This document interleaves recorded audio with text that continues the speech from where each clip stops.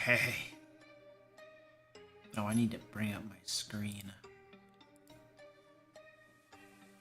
Let's go to our Kickstarter. Where's my chat? Let's go, chat.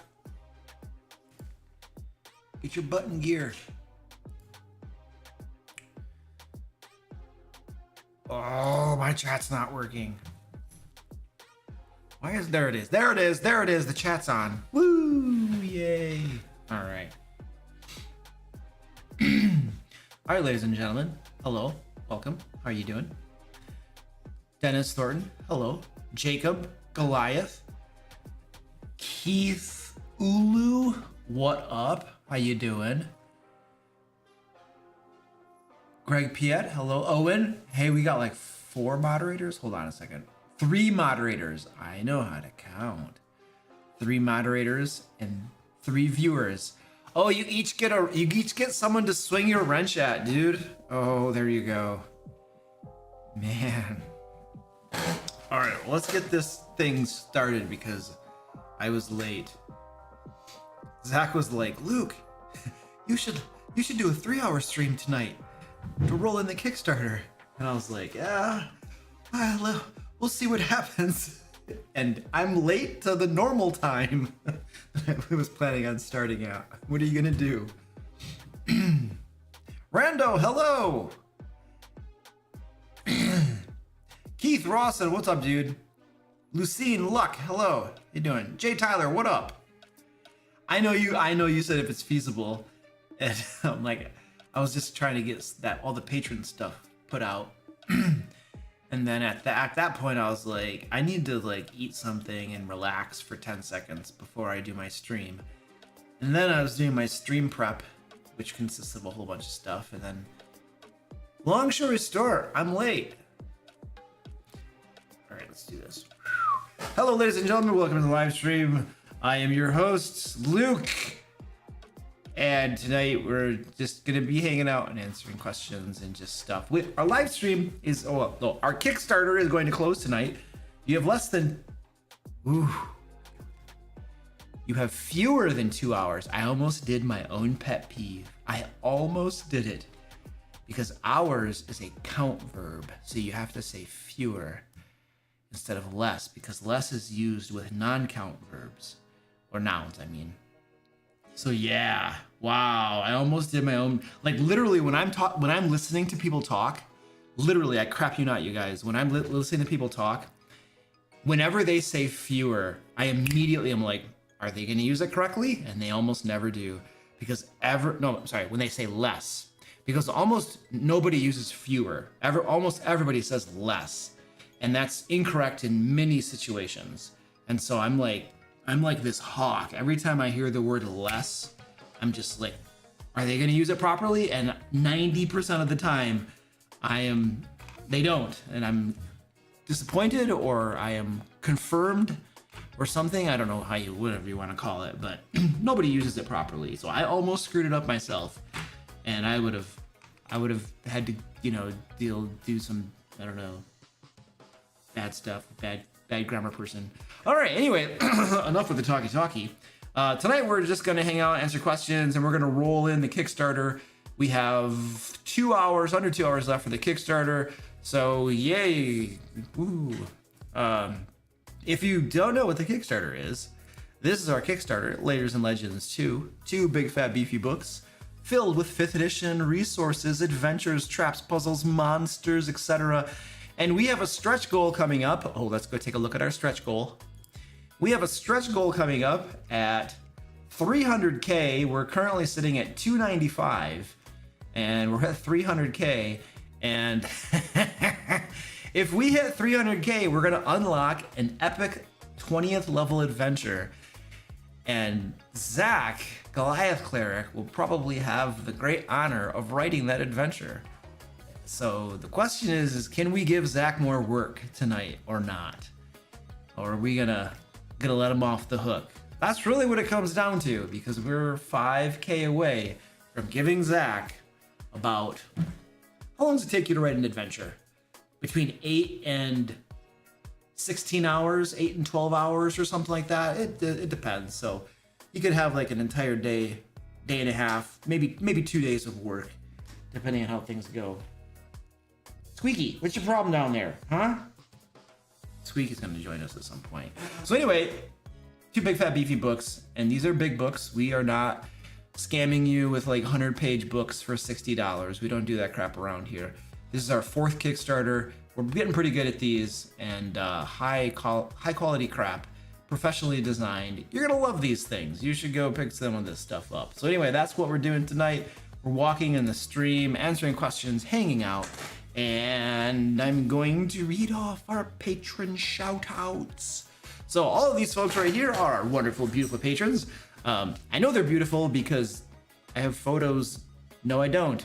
I'm just making stuff up at that point. And that would be creepy too. Like Luke is stalking all of his patrons. I have a private investigator in 50 states and across the world stalking them. No, dude. Anyway, these are my I just lost some patrons. These folks here support the content that we create. They're super awesome. And live streams, our videos, everything that we do, they help keep the lights on. So I'm deeply appreciative to all these folks here. And every single month they get a new issue of Lair magazine and other premium content that is released to patrons. Literally today, a little bit before the live stream, I was pushing out this month's issue of Lair magazine to them all, and so they got it in their boxes. So yeah, cool. Lair magazine, by the way, just has Dungeon Master resources for 5th edition and Pathfinder 2, which you can use in your games, reduce your prep time, and you got professionally created adventures that are probably pretty decent.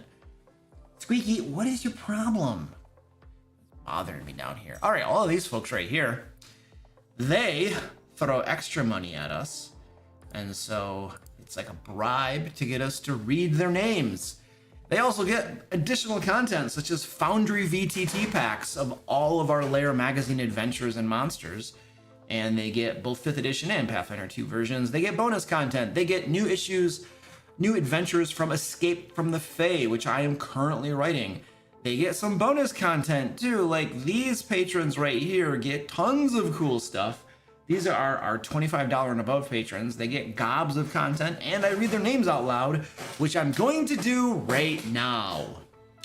Aaron H, Agile M, Alex S, Alexander O, Alithana, Alan D, Alithina, Amanda W's, Ambers, Angelique K, Antoni K, Art Soccer, Ashley, Lucas, Beavis Con, Bees in Space, Ben D, Black Wolf, Bradley H, Brandon P, Brian D, Brian O, Brian the Lion, Brian C, Carl C, Caddick Wolf, Christine B, Christopher G, Clay W, Colette H, Colin W, Connor D, Contrary Gravy, Corey A, Courtney H, Kuan D, Dara T, Dazzled Up, David B, David S, DeWolf, Dalen W, Dean B, Derek E, Dice Goblin Wannabe, Don D, Draxus, Dreams Gone, Dungeon of Terra, Ed R, Edward B, Edward L, M, Frabo, and Dorian72, Eric B, Forrest Brew, Gabriel T, Gene A, Gene W, George E, George R, Greg P, Guapo, Gubin, GVTM, Heart U, HLDM, Pouring Iron Cascade, Jackie Pizza, Jacob H, Jacob J, K, James J, James L, Jeff S. I'm going to just list all the James off with all the letters of the alphabet.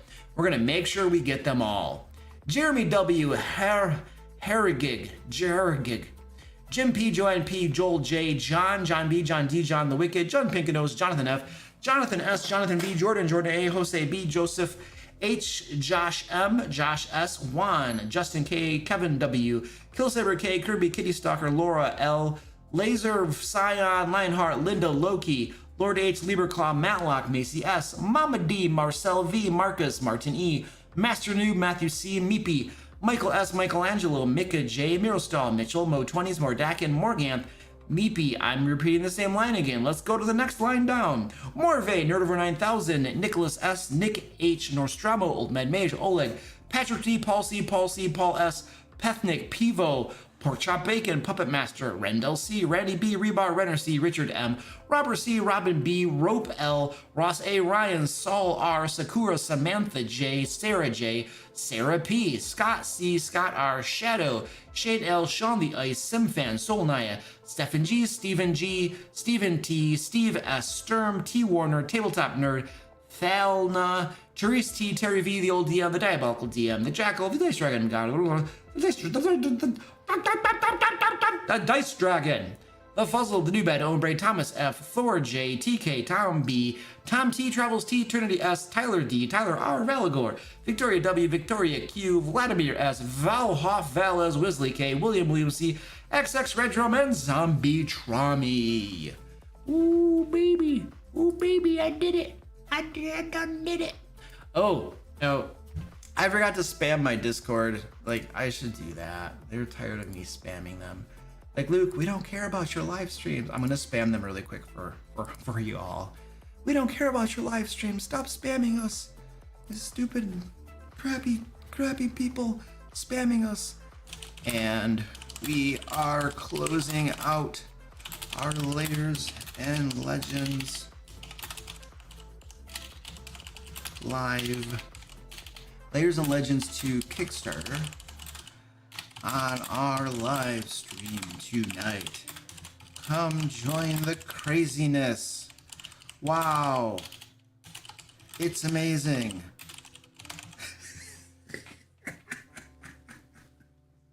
I just type garbage. It's like I type garbage and people are like, this is why we unsubscribe, Luke. I know, and I don't blame you. All right, there we go. All right, there we go. Spam has happened. Now we can return to our regularly scheduled programming.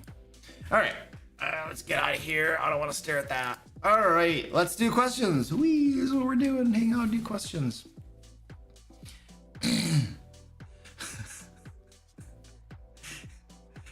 Jacob Cabro says, I was called Jacob JK today. I demand a refund. Jacob, no. There are no refunds, man. Like, once I spend your money on kitty treats and dog food and diapers, like, it's done spent. By the way, I just want to show you, Jacob, that your $25 a month is being put to good use. Check out those diapers. Those diapers right there, they come $12 a pack. I mean, sorry, there are 12 diapers per pack, and each pack is $10. So that's about a month's supply of diapers for my doggie. Well, not quite. Well, yeah, it's about a month, roughly a month. She goes through about a diaper a day. Sometimes she skips a day, but usually I'm going through a diaper a day. So Jacob, I just want to let you know that your $25 a month and supporting all of our content, I'm actually like embezzling it to buy diapers for my doggie. So I am definitely being a bad steward and just putting diapers on my dog. So I hope that's not like salt in the wound. I'm like mispronouncing your name and I'm buying diapers with your money. I hope that's okay.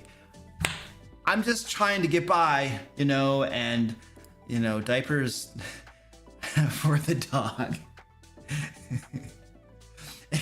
Jacob says it goes to a good cause. Nice.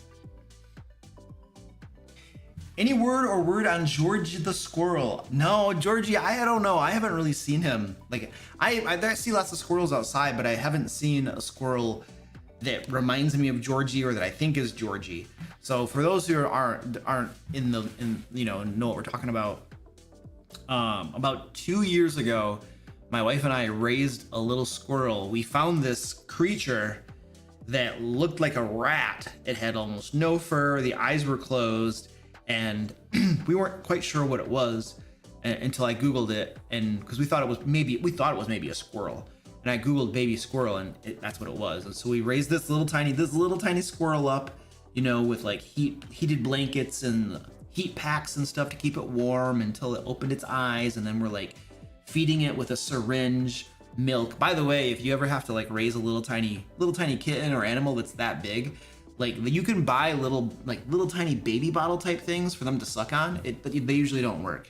The way you really want to do it is you want to get a syringe, like not with a needle on the end, but just like a syringe that you can just suck the milk up into it, and then you put it in the corner of their mouth and you just slowly push it onto their tongue, and they'll just drink it down and stuff. And that's the way you actually do it. You can't feed them with a bottle because they can't suck on that crap. Like, they might be able to suck on their mom's like nipples and stuff, but like, yeah, it's never worked. We tried to feed a little kitten with a bottle. It did not work. So a syringe is the way to go. Just stick it in there and give them some milk. By the way, there's a very specific milk mixture for squirrels. If if you ever are like feeding a little baby squirrel. You can get by for a little tiny while on a very specific brand of like powdered dog milk mix, like for like little dogs, but like there's a special one for squirrels that you need to get. So just in case it ever becomes relevant for you in your guys' life, get the right milk for your baby squirrel. Okay, we got ours off Amazon. This is where you get everything that you're not gonna spend 5 hours driving to stores asking for baby squirrel milk, are you? Like, Luke, you could call stores. Who calls stores? Just go online, it's faster. All right. And then you have to drive anyway. So I'm gonna call stores, I'm gonna waste time driving to a store. Nah, I'll just order it. Okay, Trinda says, question concerning Dark Sun. Wizards of the Coast don't do a new version because of slavery, etc. Could a third party do it, or are original rights preventing a new edition? I think a third party could only do it if they got the licensing to do it. And I wonder if somebody could do a Dark Sun on DM's Guild. You might be able to. I've never published on the DM's Guild. As soon as I learned that the DM's Guild, like, you literally lose the rights to your own IP, as soon as I read that about the DM's Guild, I was like, I'm definitely not putting my stuff on the DM's Guild. They're not taking my IP. And they also take 50%. I'm like, I'm not doing that. So I passed hard on that when I first started publishing like several years ago. Because almost everybody starts out publishing on Drive-Thru RPG or DM's Guild. It's how you start. So I don't know if somebody could publish like a new Dark Sun campaign on DM's Guild. You might be able to, but that is a huge undertaking that I would not want to just do without consulting with, like, ideally somebody from Wizards of the Coast to get like their blessing on it. Ideally, because it would be horrible to spend a year or two creating a Dark Sun setting, planning to release it on DM's Guild, and then finding out that you can't, or that Wizards doesn't want people to, and they, tell you not to and stuff, and you sunk a bunch of capital and time into it. That would really suck. So I don't know if somebody could do that or not. As far as like Wizards of the Coast not doing it, yeah, I don't think they're going to touch Dark Sun with a 10-foot pole, because it has themes in it that they can't, I don't know, I think there's probably going to be if they did something, if they republished a Dark Sun campaign setting, I think what you would have is a very extremely vocal minority, probably on Twitter, that would have a conniption fit that they dared publish a setting that had evil themes in it. Eventually everything's just going to be like rainbows and sunshine and unicorns jumping and frolicking in fields, and there's not going to be any evil at all in our D&D games, because, I don't know, some themes, and then you're not going to have any adventures to go on. But so I don't know. But there are some things that they avoid heavily, and then they promote other things that some people would probably not like to have promoted in books. But I don't know. They're doing what corporate people do when they're trying to make money. All right. Cranky Smurf says Dark Sun has adult themes, which is problematic to today's players who aren't mentally adult. Yeah, or they're just like, I don't know. I don't even know what the term or how you would describe it is. I should probably not even talk about this, because a whole bunch of people just they get all cranky and messed up, and they go yell and scream when you talk about these sorts of things. They just want you, they really just want you to shut up and fall in line, which is fascism essentially. But they don't want you to talk about certain things and have conversations. They just want you to shut up and fall in line with what they believe, so yeah. It's a thing.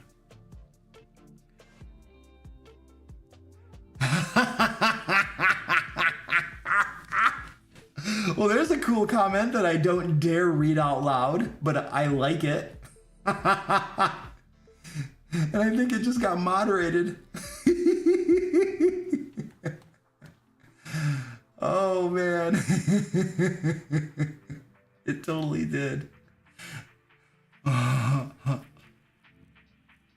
Oh, wait, Marcus H says, Luke, this is my last chance for acknowledgement for my fast fingers obtaining the goal of backer number 1.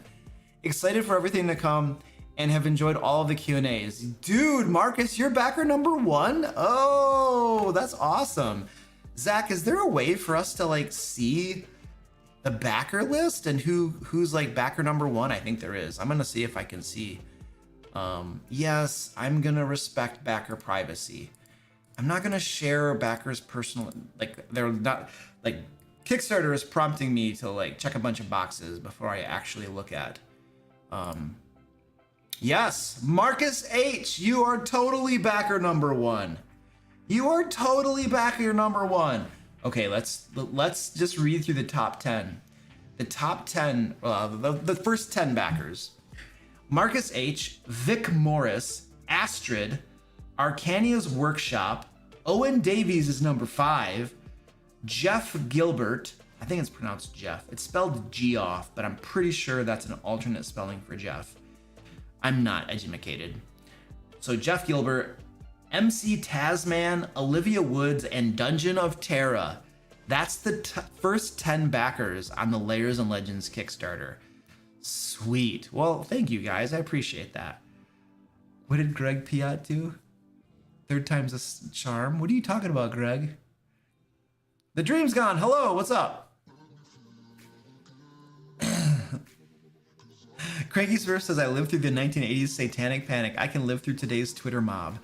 Yeah, I took a big break from Twitter, like 3 months or so, and I felt really good.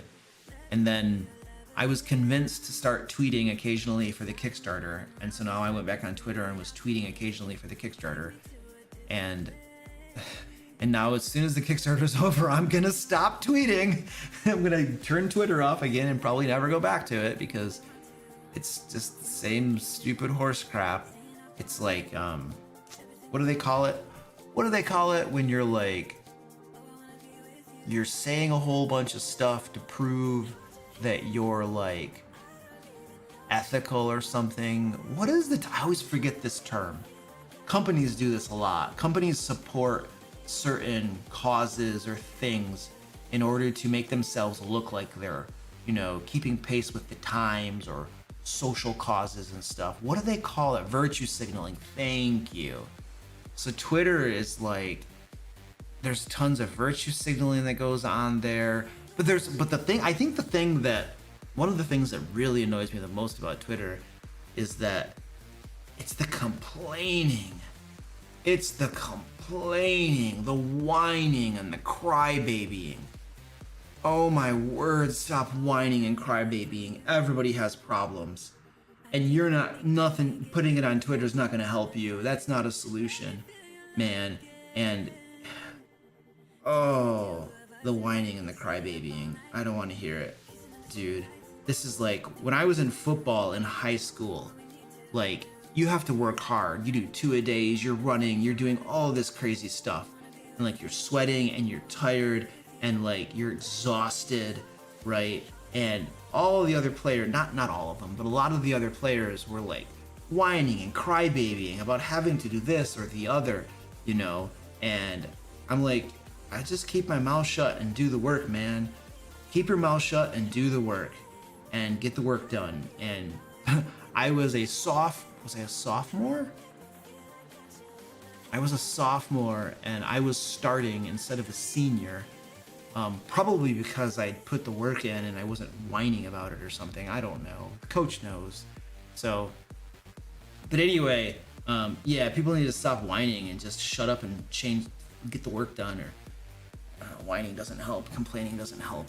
It might make you feel better, but you should go vent to your like wife or your girlfriend or your husband or something. You know, somebody in your real life that like, I don't know, knows you and can give you some actual help or something. But anyway, we should probably stop talking about Twitter. Oh, by the way, Alathorn Caledon, thank you for the tips. I appreciate that. So we're raising money right now for the Lansing area. Gosh, I always forget the name of them. They have a name that I always forget. They're a homeless shelter basically, and I always forget their name unless I'm looking at it, because there we go. The City Rescue Mission of Lansing. There we go. The City Rescue Mission of Lansing. So it is essentially a homeless shelter. They have a little over 100 beds, I believe, that every night they give people without homes, without beds, a place to sleep. They also give them food. They help them out, and they help them get a fresh start on life. And they're just generally helping people. So we are raising money for the City Rescue Mission of Lansing, and Alathorn just donated $10 to them. So we're trying to work on our goal right here. I haven't really been focusing on this goal a whole lot during the Kickstarter, but our goal is to raise $500 for them, and then we'll give them a nice little donation. I personally donate to City Rescue Mission of Lansing every month. So we're just trying to raise some extra money for them, because, you know, there are lots of homeless people, if you haven't noticed that. And it's interesting because I was listening, my wife and I were getting some ice cream at an ice cream shop, and I was listening to a conversation, and the conversation was basically, there was the ice cream worker person and then a customer, and the customer was basically saying stuff like, oh, you know, the homeless people, they're homeless by choice, it's their own fault, you know. And the conversation, I didn't hear all of it, but he was saying that it's their own fault, they're homeless and whatever. And, you know, and I'm sure they were talking about drugs and addictions and all of this kind of stuff and whatnot. And it's not true. It's not factual, right? Like, I was reading on like homeless and stuff and what causes it and whatnot, and it's just not true that everyone, it's your own choice to be homeless, or, you know, you choose to use alcohol or drugs or something, and therefore it's your fault. Like, that's not true. It's a misconception, you know. Now, I think there are a lot of people, you know, that there was some percentages I was looking at. I don't know what they are offhand, but there are a lot of people that are homeless, that are addicted to stuff. It was a high percentage, but a lot of them become addicted after becoming homeless, and it's a way to cope with the horrible circumstances that they're in. But like this shelter that I donate to, the City Rescue Mission of Lansing, they service a lot of like women and their children that have become homeless. A lot of times through no fault of their own. Like, they might be getting out of a bad relationship, an abusive relationship or something, and they just have to get out of where they are, and they have nowhere to go. And so they got 2 kids, and it's the woman and her 2 kids, and the mom and their 2 kids, and she's got nowhere to go. And so the City Rescue Mission of Lansing is there to help her and her 2 kids, give her a place to sleep and give her some food, you know. And there is a lot of people too that like want to get out of, you know, not being homeless, right? And they have to get back on a track to, you know, getting a job and getting their own place and stuff like that. And they have to get out of that life of, and places like the City Rescue Mission of Lansing make that possible, you know, so you can start to change your life around on a trajectory that you want to go, you know. So I mean, there's some misconceptions out there. Now, I do not just give money to people on the streets that are asking for it, because I literally yesterday, was it yesterday? Yeah, it was yesterday. Yesterday, I went to the store. It's Meijer. It's kind of like Walmart, only in the Michigan area. I went to Meijer, and I saw a guy out in the parking lot going from car to car, talking to people. And I stayed out in the parking lot. I just wanted to make sure that he wasn't like doing anything. Like, I'm always armed. And so I was like, I don't know what this guy is doing, but if he's doing some bad stuff, like, I want to keep an eye on him and see what's going on. And so he was just basically begging for money, going from car to car. And so when I saw that that's all he was doing and he wasn't going to like try to assault somebody or something, I was like, yeah, okay. And I went to the store and did my stuff. But here's the thing. As I was leaving the store, I saw him inside the store, and he had a bunch of lottery tickets. I think he had 2 or 3 lottery tickets, the scratch off kinds, and then he was scratching the lottery tickets off.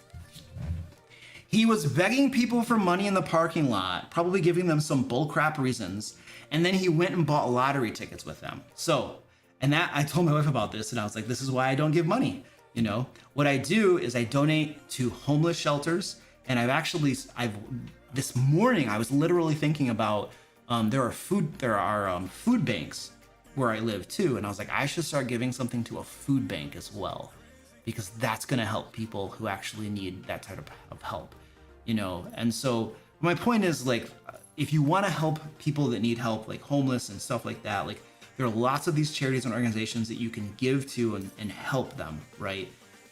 In a real tangible way. So if you want to do that, I recommend doing that, and maybe find one in your local area or something that you can help, you know, and just give like $50 a month or something to help people who need it.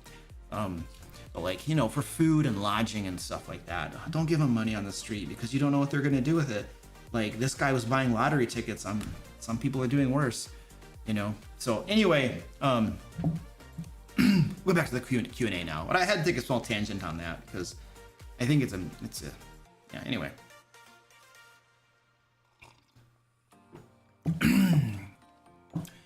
Courtney Strobeck, hello, says, thank you for all the work you have already and are about to put into the new set of books. So looking forward to getting the new ones. Well, thank you, Courtney. I appreciate that.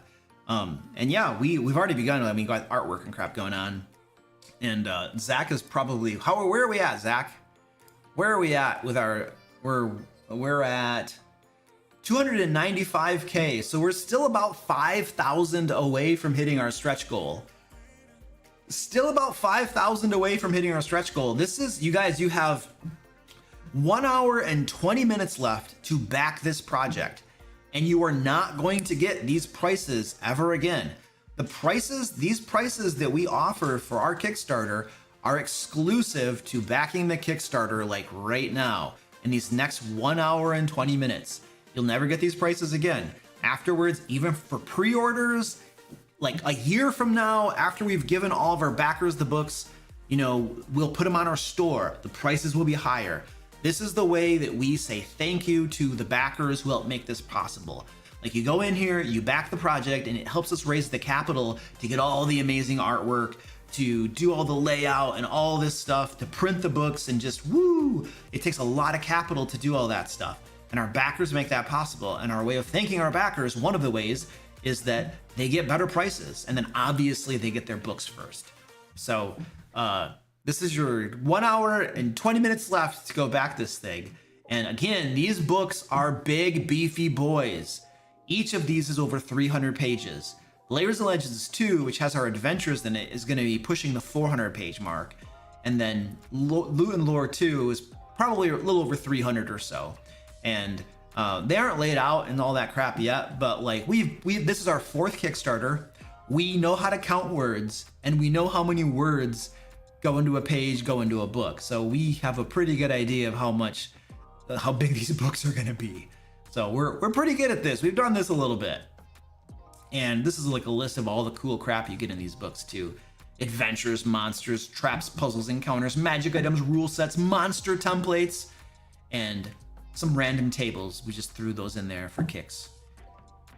And yeah, anyway, these are the alt covers. These, man, woo, these are beautiful. Beautiful alt covers, baby.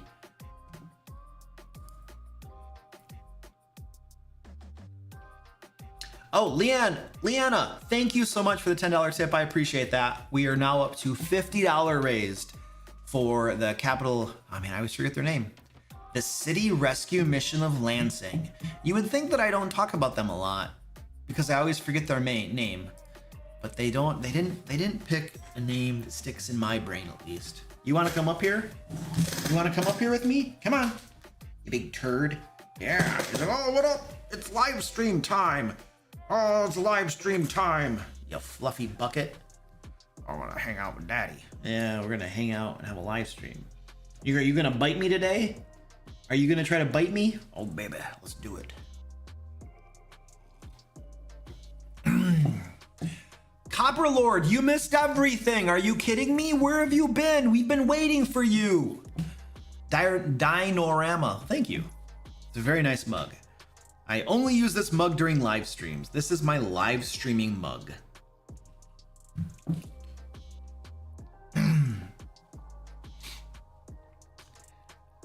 Feth the Exorcist, thank you for the $10 super chat. I appreciate that. Says, happy to help. I've experienced homelessness before, not fun. On a lighter note, got a question. Would you say a GM PC is okay to use when players are absent? I'd say this takes less time than balancing. Well, I mean, the thing is that I can rebalance an encounter in under a minute. There are online tools. You just punch in some numbers and party levels, and you can rebalance an encounter in under a minute. I can go through an entire adventure and rebalance the whole thing in probably 10 minutes, you know, thereabouts. So if there's a player missing, I could rebalance it if I wanted to pretty quickly. It wouldn't be that hard to do. Look, there's nothing wrong with a GM PC if you do it properly. The problem is that most game masters do a poor job with GM PCs. And the reason they do a poor job with it, I think predominantly, is that the game master they actually kind of want to play the game themselves as a player, but they can't because they're the game master. And so they make a character that's like their character that they really would like to play, but they can't. And so then they end up playing both sides of being a player and a game master.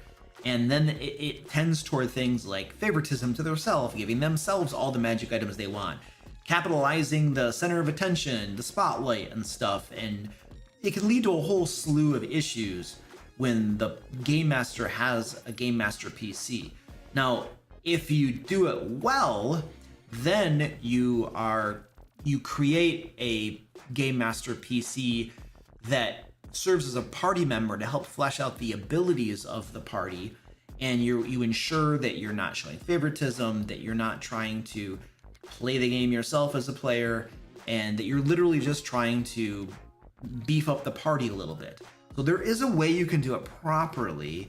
However, I would recommend that if you really just want to replace the abilities of a player who isn't there and thus their character's not there, if that's the way you run your games, then I wouldn't do a PC. I would just get an NPC stat block. If you as the game master are running a character sheet during the game, a character sheet's very complex. There's a reason that most game systems give concise, simpler stat blocks for monsters, because as a game master, you've got a lot going on, and you might have multiple monster types in an encounter, so you can't have very complex character sheets for your monsters. You need simplified stat blocks. There's a reason they do that. So as a game master, if you're going to have an NPC stand in for a player's character when they're gone, then I would recommend using an NPC stat block that simplifies things. And then that would make your life a lot easier. But even better than that, if you have one of your players run the NPC stat block, then you don't even have to run the stat block and the players can run it, right?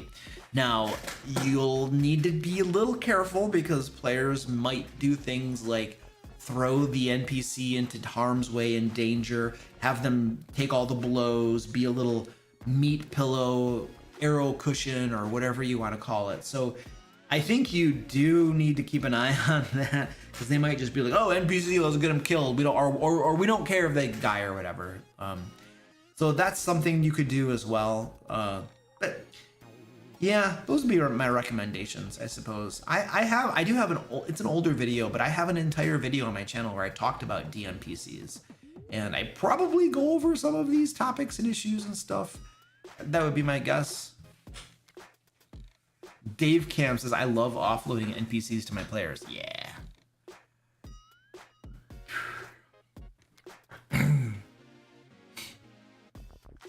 What is this?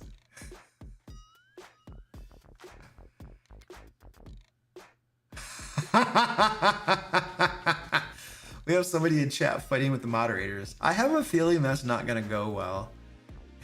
I have a feeling. Copperlord says, I heard there was a Kickstarter of some sort going on. Yeah, earlier today, I learned about this amazing Kickstarter. Just want to share it with you all because holy crap, this thing is amazing. Look at this. It's called Lairs and Legends 2, And what this person was telling me about all of the amazing stuff that they're going to put into this book right here. And then the other book, Loot and Lore 2, like, oh, it's going to be filled with adventures, monsters, traps, puzzles, just tons of crazy stuff.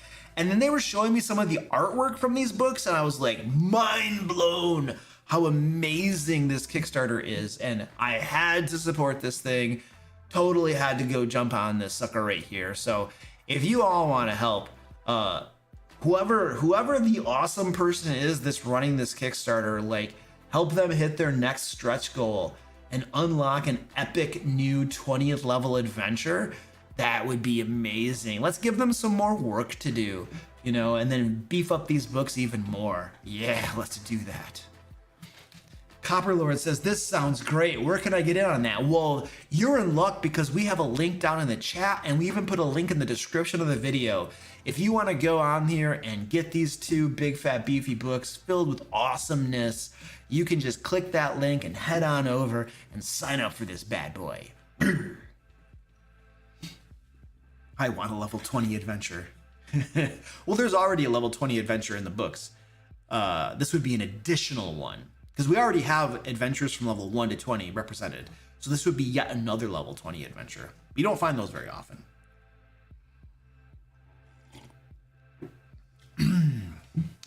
Gabriel says, I'm just a poor boy from a poor family. Well, that's why you steal people's lunch money, Gabriel. Like, people throughout the ages have learned this trick. You know, just take from other people, and therefore you can have for yourself. Don't do that. If you live in the US, you can just go into credit card debt. Lots of people do that and then suffer for it. Don't do that either. Don't do that. Don't go into debt. Good gravy, man. It's like 22% interest. You're like, yeah, don't do that. That is a bad deal.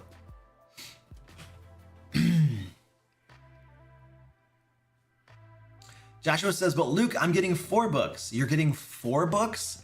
How are you getting 4 books? Oh, are you getting the normal covers and then the alt covers as well? He's like all in. He's like, I need all 4 books. I need these bad boys.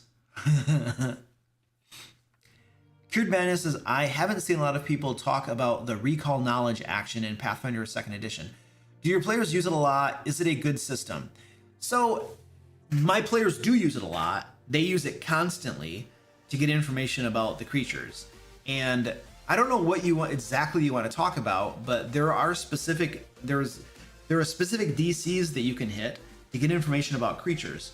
So in the Game Master Guide on the back of my screen for Pathfinder 2, there are DCs by level, basically. So if you have a level 1, the DC is this. Level 10, the DC is this.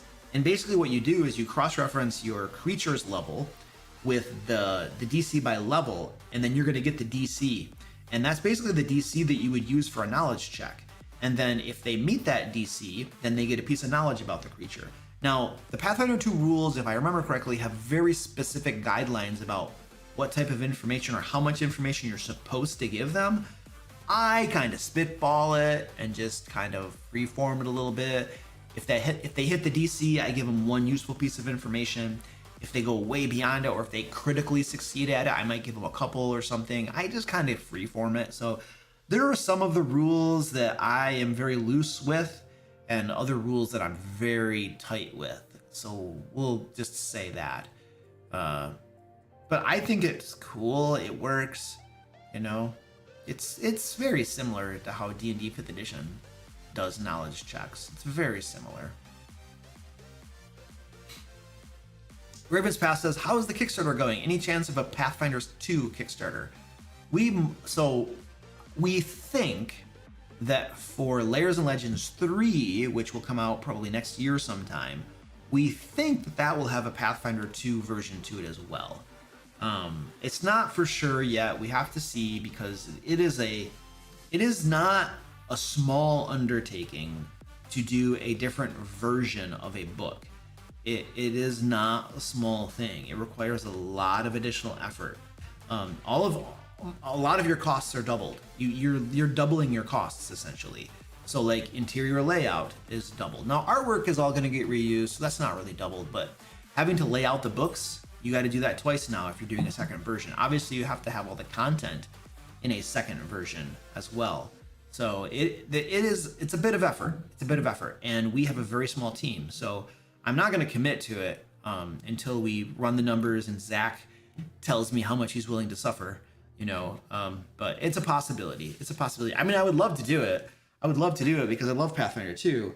But this is one of the things, when you're running a business, you don't get to do what you want to do all of the time, right? Like, you have to do what is feasible and viable for the business, because there are a lot of people that depend on the business, right? Like, we have a full-time employee who gets his salary from our business. And then we have a bunch of freelancers that we pay a lot of money to create this content. So if I'm not a good steward and wise about how I run things, I can negatively affect a whole lot of people's lives, when I can't pay them anymore and the business goes under. So I have to be responsible and make sound business decisions, so that all the people that receive money from us creating all these products, don't suddenly just like not have the money coming in, because they might be depending on it to a certain extent. So anyway, I can't promise it. I know I want to do it. That doesn't mean I can't do it.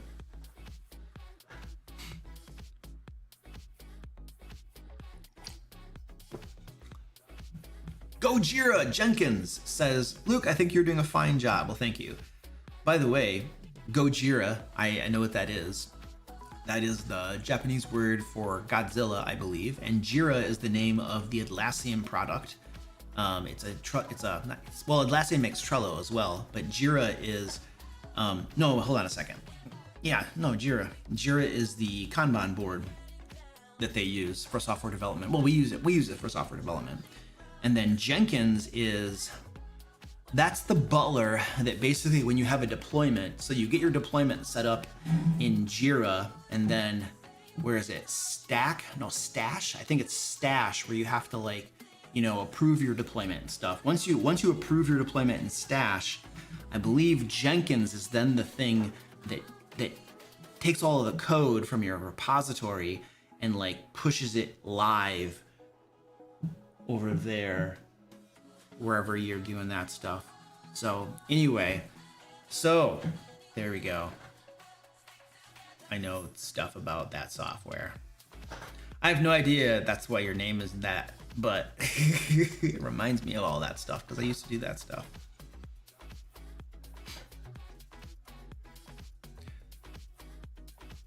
The Dreams God says, I'm eating strawberry tarts. You're not from the US, are you? You must be I'm guessing you're from England. Dreams Gone, am I right? Because in the US, I don't know that we call them tarts. I don't even know what a tart is. That's a sort of pastry, right? What is a tart? What is a tart? Oh. Yeah. Okay, this is what we would call this a pie. I think we would call this a pie. I would call this a pie. If I saw this, I would say that it's a fruit pie. It totally looks like now these are very small pies. This cat is just biting my shoulder, man. Really? There are tarts in the US? You're in North Carolina. Wow, okay. So it's a regional thing then, because in Michigan we don't have tarts. I mean, we probably do, but nobody calls them that. I would call it a small pie. It's a little pie. Where did my super chat go? Oh, I see it. It's up there. It's above. We're looking at pies right now though. But we'll go to your super chat. All right, Gabriel says, how would you treat a player that wants to tame everything from beasts to insects every time you throw something at them? I don't want to just say no. No, you have to say no. You have to. It's never gonna stop. It's never gonna stop. You can't. And how do the other players feel about this? You have a 15-minute sidetrack every time they want to tame something, and it's not even feasible. Most wild animals cannot be tamed. They cannot. wild animals are wild animals. They're not really tameable. Like, you can't just make like an animal handling check and be like, I have a pet bear. Now, yes, you're playing a fantasy game and you want your players want to do things like this and you don't want to just say no to them, but there needs to be reasonable limits, right? Like, what I would say, this is probably what I would say. I would say, look, we can't just stop the game every time there's an animal that walks on screen so you can try to tame them. We're going to introduce a mechanic that allows you to try to tame creatures, but we do it in a way that's more reasonable and doesn't impact the rest of gameplay quite as much. And this is how we're going to do this. We're going to use downtime for it. If you want to tame creatures and try to like tame them and have them as your animal companions or whatever you're trying to do here, that's going to be a downtime activity. You need to take at least a week to try to tame a creature. And it's not going to be a small, easy task either. It might take multiple weeks to tame a creature. So basically, to tame a creature, it takes you at least 1 week of effort, and you got to make at least one animal handling check, maybe 3 of them, you know. And depending on how you do, you may make incremental progress toward taming, let's say it's a lion, toward taming that lion. And the difficulty of taming a creature is going to be based upon the temperament of the creature. It'll probably be based upon whether it is an apex predator or whether it's like a sheep or a wild goat or like something. Because if you're trying to tame like a lion or a bear or a tiger, oh my, then those are predators. Those things are not going to be tamed easily. Whereas if it's something like a deer or a wild goat, I think it would be easier to tame. I could be wrong because they're usually prey animals and they might just be terrified out of their minds, but I don't know. I feel like you're going to have a harder time taming a predator than you would a prey animal. So I think that would make it difficult or less difficult, and it would take at least 1 week of downtime, and it probably wouldn't work in the first week. You would probably set a DC and they have to make 3 checks, and if all 3 checks are successful, they tame it that first week. If 2 checks are successful, they make progress. And then if only 1 check is successful, well, they don't get eaten, but they don't make any progress. And it might take three weeks or something to tame the animal, but that's just tamed. It will tolerate your presence and it won't try to kill you. That's it. It could take you a month of work to tame it so that it won't try to kill you or attack you or run away. But that doesn't mean it knows how to do things, that it can understand you, that it can do tricks, that you can train it to attack. Now you have to start training it. You've tamed it, now you got to spend downtime training the thing. And that could take a lot of time. And then let's not forget that it only has 25 hit points and it's going to die the first time you take it into battle. Because that is pretty realistic and reasonable. And if you're like, well, that's not fair, they should be like sustainable in combat and have more hit points and stuff. Well, you're like, well, yeah, we call those animal companions, and classes like rangers get them. And do druids get animal companions? Is that a thing? But there are certain classes that literally get animal companions that have hit points that scale, and armor class that scales, and attacks that scale. And if you make it so that anybody can get an animal companion just by spending like a couple skill checks and like a couple days of time, well, then you are basically nerfing all of the classes that have animal companions, and you're making those animal companions worthless, relatively speaking, because now anybody can get an animal companion. And they're literally giving up class features and stuff to have an animal companion. It's kind of like if you made it so that any melee character could cast spells, by spending a little bit of time reading a book, well, then every wizard and sorcerer and druid, every spellcaster is screwed because anybody can cast spells. Why did I pick wizard when I could have picked barbarian and still learned to cast spells? And then I could be good at both combat and casting spells. So this is one of those things where you have to think about the impacts of certain rulings and stuff you do to other classes and other game features, right? So anyway, I talked about it.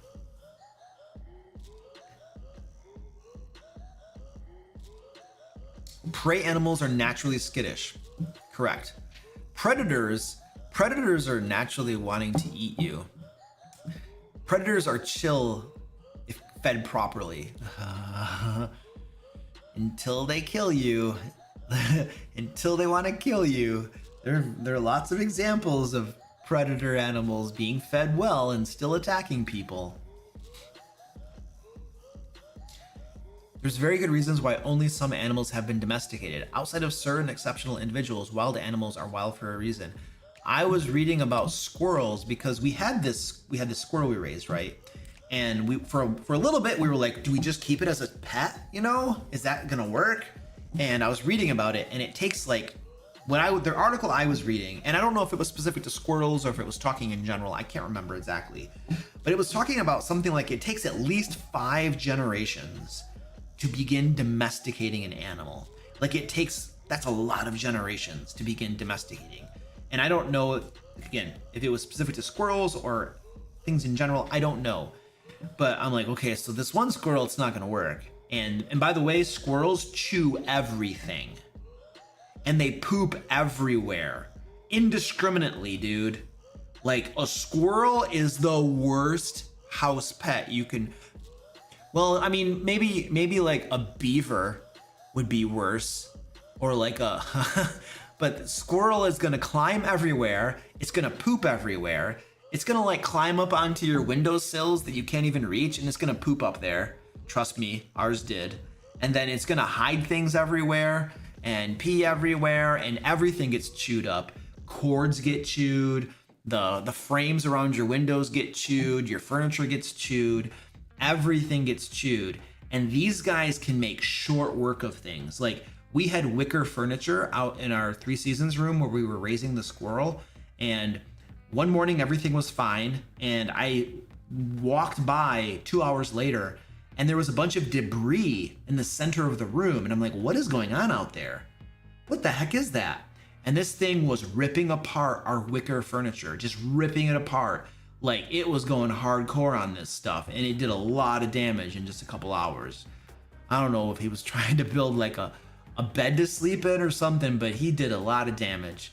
So, squirrel's a bad animal to have as a pet. They're cute and adorable. I love those things. And this squirrel was adorable. Like, he would sit on my finger. He would like wrap his arms around my finger and just like kind of like nibble at my finger, like, and he would do this thing where he would stomp his feet and stuff. They were just adorable. But not a good pet. Chimpanzees could be the problem with a chimpanzee is they're super strong and they got teeth. They can mess you up. They can mess you up. They're super dangerous. I'd rather have a dog attack me than a chimpanzee. At least a dog, like, I'm probably at least as strong as a big dog, and it only has teeth, you know. The chimpanzee, those things are probably I wonder, is a chimpanzee stronger than a human? Let's see. Come on, Google. Oh, geez. Don't be a piece of junk. This is your job. Don't be a piece of junk. Is a chimp stronger than a human? I'm not the first person to Google this. Oh my word, look at this, you guys. This is AI generated probably at the top. They're always putting this up here now. Maybe it's not. But our results show that chimpanzee muscle exceeds human muscle in maximum dynamic force and power output by 1.35 times.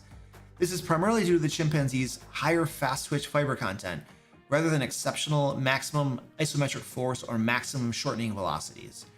How strong is it? That's not exactly answering the question. The strength, holy crap. The strength of one chimpanzee is estimated to be equivalent to the strength of 5 men. Holy crap. It is said an agitated chimp in Uganda's Kabale forest once held a park ranger's arm tightly, and when it let go of his arm, his bones had broken to bits. That sounds like an exaggeration. That sounds like an exaggerated story. Good gravy. Yes, the strongest individual alive is generally considered to be better than a chimpanzee. The strongest person alive is stronger than a chimpanzee. This is why we, like, developed weapons. We were like, Gonna get attacked by a chimp? You better have a sword, baby. Or climb trees. Oh, that's not gonna work. That's not gonna work. Why we can walk bigger animals to exhaustion. That's the thing. Humans are exceptional at endurance, just walking long distances. And apparently stories go that, you know, humans would like run down prey, just basically run after them until the prey were exhausted, and then they just walk up and spear them or something, whatever they did, club them over the head. So that's what the stories say. The unconfirmed hypothetical stories that, you know, people make up because it's never been witnessed. It's just hypothesized. You can swim, chimps can't. Oh, there we go. So we have to run to water. Run to a lake, find a lake. You're like, so you're running away from a chimp. You're like, dum, dum, dum, dum, dum. Dive into the lake. Unless you're in Africa, right? Because it's a chimp. So you dive into the lake and you're like, wait, what's that? Crocodile, crap. Swim, swim, swim. And you get out of the lake. The chimp's on the other side and you're like, okay, I'm good. And then there's a hippopotamus running at you. You're like, holy friggin' crap. I don't know that I would want to jump into a lake if I were in Africa. I'm just saying, do crocodiles live in lakes or do they live in rivers? I don't know. I'm sure they live in lakes too. I don't know why they wouldn't. But yeah, that would... I just don't want to be in Africa. Africa just seems like super dangerous. I like living where I live because there's nothing dangerous besides other people that want to kill me. Or in general, just people that want to hurt other people. But animals, I mean, we have bears, but they're just black bears. They're you know, whatever. We have coyotes, they're not gonna hurt you. A cat tries to bite me. We have black widow spiders. I've seen some of those, but yeah, whatever. We don't have crocodiles and lions and hippopotamuses and rhinoceroses and elephants and hyenas. Hyenas, oh, those are terrifying. Oh my word, hyenas are terrifying. Whew. A bear or a man in the forest? What would I rather run into, a bear or a man? I know what to do with a bear. A man is troublesome because you don't know what they want or what they're gonna do, and if they're like playing possum or something, you know. But a bear, you know what they're thinking. They're either like, I'm gonna eat you, or stay away from me and I'll stay away from you or something.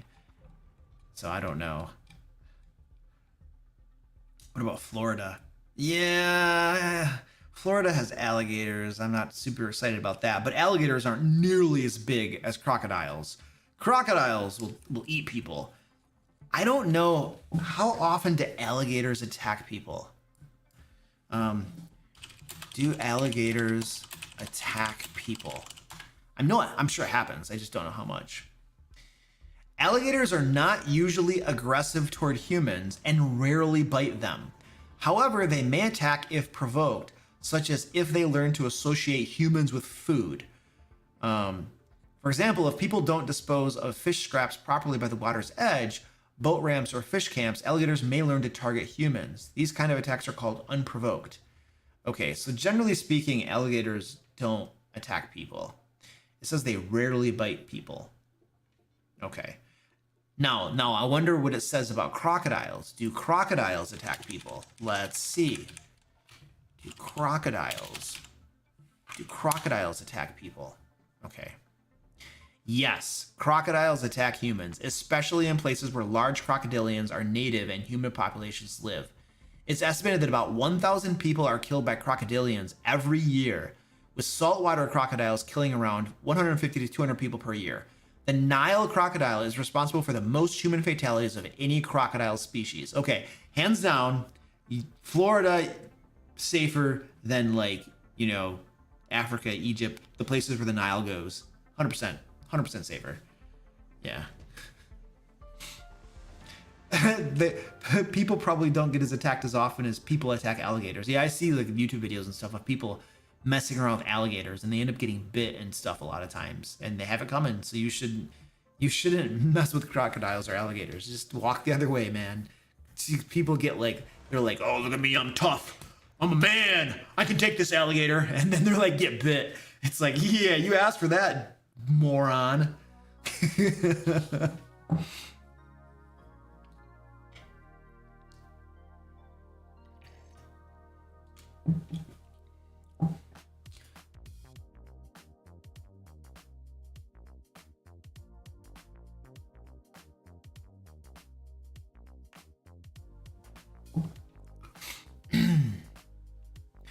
What about a polar bear or a human? Now, I've heard that polar bears are extremely aggressive, like crazy aggressive. So they're all probably gonna attack you. How dangerous are polar bears?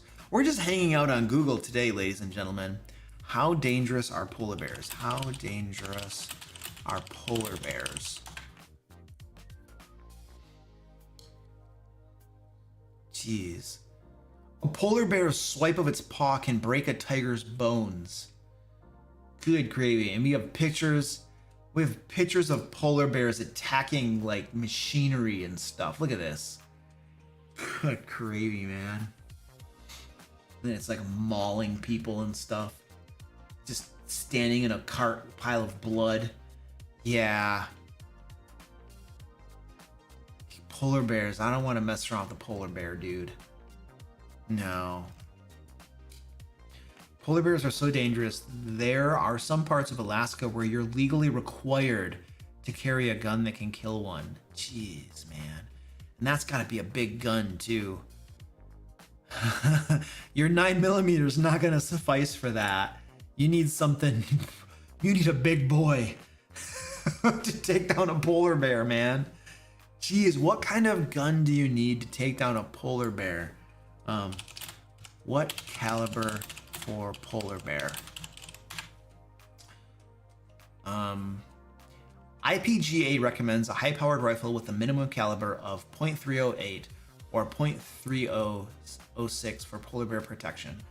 Some other calibers recommended are, okay, so they have a 375, a 12 gauge, 12 gauge pump, but that's not gonna kill a polar bear. It might deter it and drive it off, right? Anyway, you need a high powered rifle. Will an AR work? I don't think so. I don't think so. Is an AR-15 effective for polar bears? Because I have an AR, but I don't know that that's gonna work. It says it's, yeah, it says a 223 or a 556 are not very effective against polar bears. Yeah, I wouldn't think it would be. It's just like a, I mean, it's gonna hurt, but jeez, dude.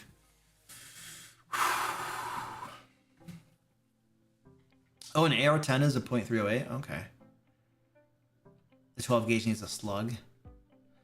An M198 howitzer. That sounds like a big gun. I'm not familiar with that. I'm gonna look that up. M198 howitzer. Goliath cleric. I'm obviously not a military man, so I don't know what these things are. Goliath cleric, he was in the army, so he's like, I know what these are, Luke. He's like, this'll work. Like artillery rounds. I mean, if you can hit the polar bear and get close enough, which artillery rounds I've heard are, you can be very accurate with these things, like modern guidance and crap like that. So yeah, you take a polar bear is probably not going to stand up to this. It's going to be a shredded mass of flesh. A tactical nuke. My dad was field infantry. Artillery would be perfect. Sweet. Everybody's giving their suggestions for how to take out a polar bear. Yeah, it's artillery. It's totally artillery. Keep your muscle clear. See you, Joe. Thanks, man.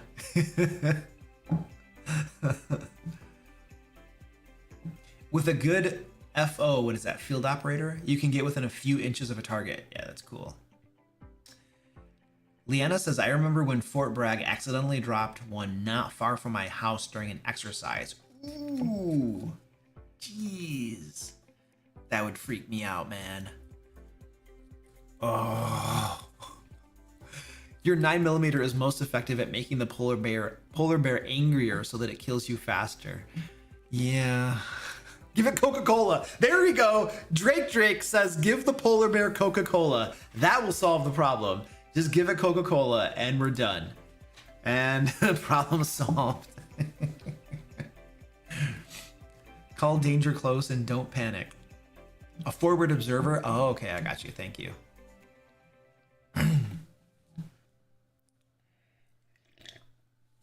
We're doing a good job of answering D&D questions tonight, aren't we? We're doing a spectacular job. By the way, it's under an hour before our Kickstarter closes. How are we doing on the Kickstarter front? We should probably go pay attention to this. Let's refresh the page. We are at 297,000. We are about 3,000 away from hitting 300K, which will unlock this stretch goal right here and give everyone an epic new 20th level adventure. There you go. There you go, baby. Woo! Are we gonna hit this or not? That is the question. If we hit it, that means that Goliath Cleric gets a lot more work to do. And if we don't, then you folks don't get an extra adventure in your book. So let's see if we can hit this. That'd be cool. And then we'd hit the 300K mark. That would be nice. That's a nice, tidy little round number to have on your Kickstarter. So, by the way, if you haven't backed the Kickstarter and you don't know what we're talking about, these two books right here are filled with 5th edition resources you can use in your games. This book, Lairs and Legends 2, has over 30 adventures in it. It's close to 400 pages probably, with adventures you can use, levels 1 to 20, all the levels of adventures that you're gonna need. And then Loot and Lore 2,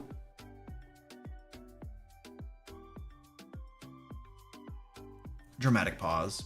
Loot and Lore 2 has over 100 monsters in it, traps, puzzles, standalone encounters, magic items, rule sets, and other cool stuff. Also over 300 pages long. When we publish books at the DM Lair, we publish books. We don't do these little 100-page thingies and charge you like 60 bucks for them. Nope, they're big boys. Big boys. And we use high-quality paper. It's 128 GSM, which is thick paper, by the way. Other major publishers use around 115 GSM, so we use thicker paper, we use better paper, and our covers are thicker, our spines are thicker. We use thread binding,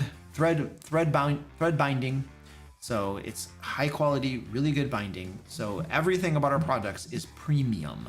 We aren't cutting corners so that Luke can like buy more diapers for his dog. Okay, so go check this stuff out. We're very close to our next stretch goal. If you'd like to get some cool books.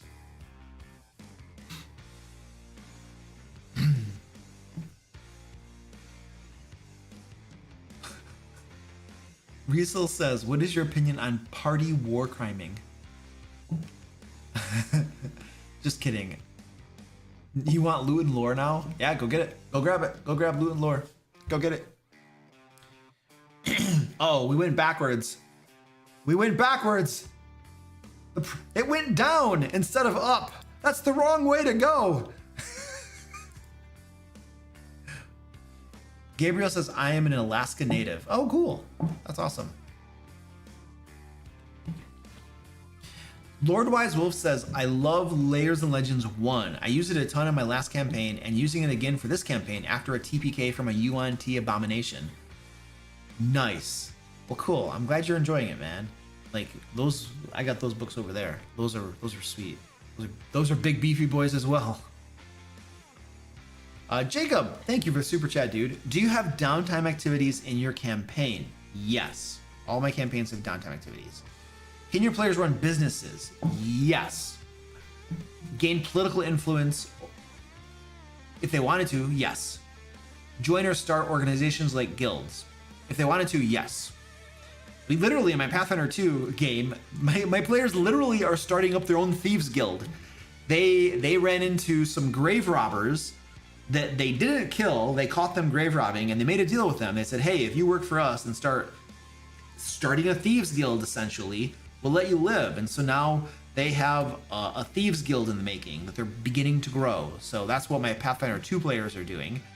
And running businesses, my 5th edition D&D Ancient Dragon campaign at one time had businesses they were running. They had about 3 or 4 different businesses that they were running. And they would get monthly revenue and other little perks and stuff from these businesses. And they would use their downtime to run the businesses and stuff. So they were doing that 100%. Political influence. They could if they wanted to. I don't know that I've had players attempt to do that, but they absolutely could try to do it. Sure, why not? So yeah, yes to everything. And 2 of them players are literally doing right now.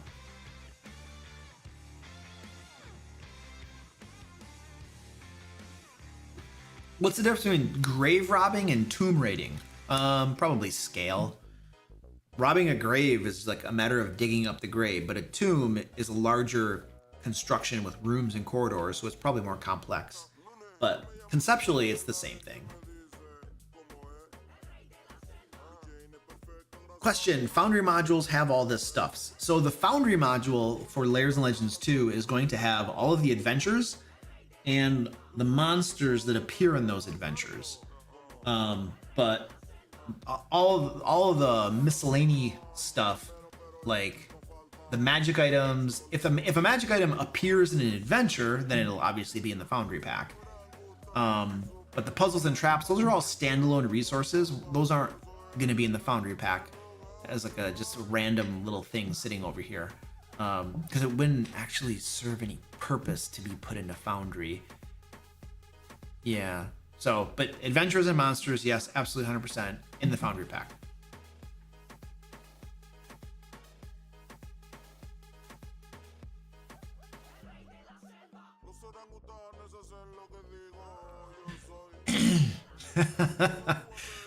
Tomb raiding versus grave routing is a matter of how good your PR person is. Yeah, because tomb raiding sounds more like ethical, I guess, or whatever you want to call it. Luke, what's your preferred game system right now and why? Right now I'm enjoying Pathfinder 2 a lot. Why? One reason is that I've been playing 5th edition for so long, I just need something different. And the other reason is that there are things that are broken in 5th edition that are just annoying to me. And I'm not gonna lie, I still have a bad taste in my mouth from the whole OGL crap that Wizards did. That I'm still not happy about that. You know, still got that sour taste in my mouth of what that company tried to do to us all. They literally tried to put every third-party publisher out of business. They tried to put us all out of business. They tried to end the hopes and dreams of all of these people out there. They just tried to squash us to make money. And I'm probably never going to forget that. I'm never going to forget that. That does not sit well with me. It really makes me upset. I'm still not happy about that, you know?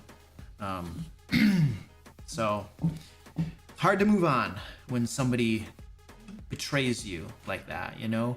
Like you spend years promoting their product, years helping their business grow, and then they stab you in the back. That is a tough pill to swallow, and it gets stuck in your throat, and you never quite are able to hack it up. So that makes me adverse to their products, even if I enjoy playing it. Yeah. And the other reason is that Pathfinder 2 has a lot of cool stuff in it that I like. I like I like their monsters. I like some of the game mechanics. It's like there are a lot of failings of D&D 5th edition, and I feel like Pathfinder 2 corrects a lot of them. And they've thought of a lot of things. And so I just think it's a better constructed game system. The math works better. I can craft my encounters more reliably. The challenge of the encounters is more reliable. There's just a lot of little things like that I enjoy about it. So I'm really enjoying running it right now. There was a learning curve to it, you know, but once I got past that, it's very nice. Greg PS says, Luke, you have put more time and energy into 5th edition than Cynthia Williams. Yeah, and Cynthia Williams has quit now, and she's gone. And she's moving on to the next corporate entity that she can guide to greater monetization. This guy's just sitting here biting me. You guys look at it. Look at him biting me. Look at him just sitting biting me. You're a butthead. I'm gonna bite you. Yeah, he's gonna bite me.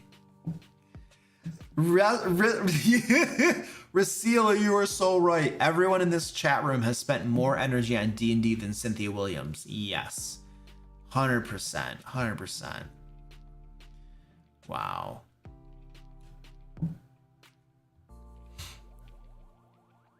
Philip says, I feel you. Switched to Call of Cthulhu after they laid off half their staff 2 weeks before Christmas. And Call of Cthulhu is a very fun system. I really enjoy Call of Cthulhu. I like the mechanics. I love the roll under. Like, so in Call of Cthulhu, you have a bunch of skills. And it's a classless system, too. Unless I'm mistaken, because I played it at conventions for like little one-shots at conventions. So I don't know the system super well. But my understanding is it's a classless system, and you just pick the skills that you want to be proficient in. I don't think that's the terminology they use, but you have these different skills, and your skill is measured on a scale of 0 to 100. And grain of salt with everything I'm saying, because I haven't played it for at least a couple years, so very rusty, and I may be misremembering some things. But skills go from 0 to 100, and the higher your skill level, the better you are at it. And the mechanic is that you roll a percentage die, and you have to roll under whatever the percentage, whatever your skill is. Like if you're like 80 in like this skill, you have to roll under the 80. And then there are degrees of failure and success and stuff too. And I forget what those thresholds are. But there's just some really cool stuff I like about it. So it's a really well put together system. Yeah, Resil, I get that. Call of Cthulhu is pretty awesome. My players don't want to play it because it's different. That's the problem with some players. They just don't want to learn something new. They just want to stick with what they know, and they don't. Yeah. I have players like that too, so I understand. But I'm trying to hook them on Delta Green. Now, my friend Ed, who helps me with a lot of the scripts for the videos that we make, plays Delta Green, and he really likes it. I don't know anything about it. I just know that he plays it and he likes it. 5th edition, you were only stabbed 185 times today and you'll be fine after a nap. Call of Cthulhu, you got shot. Why do you think you're gonna survive? 100%. Call of Cthulhu is, now if you're playing Pulp Call of Cthulhu, it's a little bit more forgiving. But Call of Cthulhu is like, combat is very deadly, and once you get into a fight, you're probably gonna be in a bad spot. So you try to avoid combat. My very first Call of Cthulhu game, I told the other people that I'd never played before that I was coming from D&D 5th edition, and one of the other players was like, okay, Luke, this is the first thing you need to understand. D&D 5th edition is like, kick down the door and attack, right? That's what you do. In Call of Cthulhu, like, you want to do your utmost to not get into combat, because if you get into combat, you could very easily end up dead. So avoid combat as much as possible. That's the very first thing a player told me, and I was like, check. I'm gonna remember that.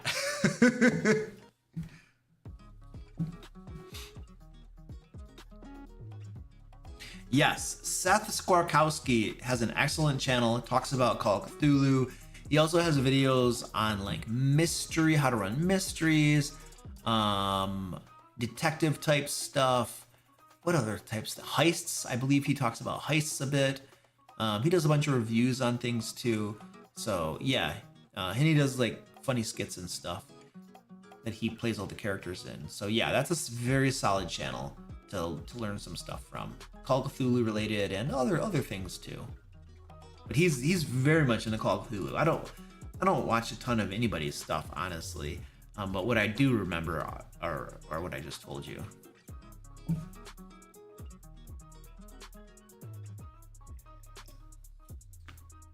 Don't open doors. That's the first mistake in Call of Cthulhu.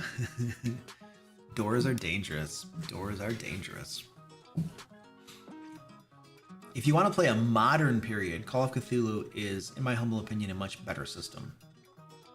Compared to what?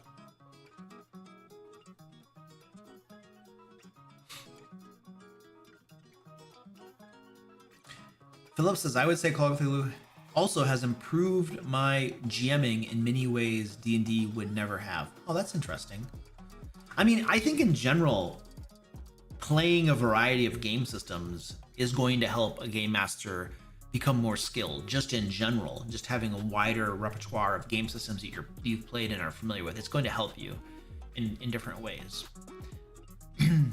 So it's better than, oh yeah, if you want to play in a modern period, why would you pick D&D 5th edition? I would never, if I wanted to play a modern game, I would never pick D&D 5th edition. That's silly. You have to adapt a whole bunch of stuff, and no, that's dumb. I would pick a game system that's suited to what I wanted to do. Unless I had a bunch of players who were like, no, we're not going to buy new books. We want to do 5th edition. They'll go out and buy Baldur's Gate 3. They'll spend $200 on mobile games, but they won't buy a $60 book that will last them for 5 years of gameplay. I don't understand sometimes.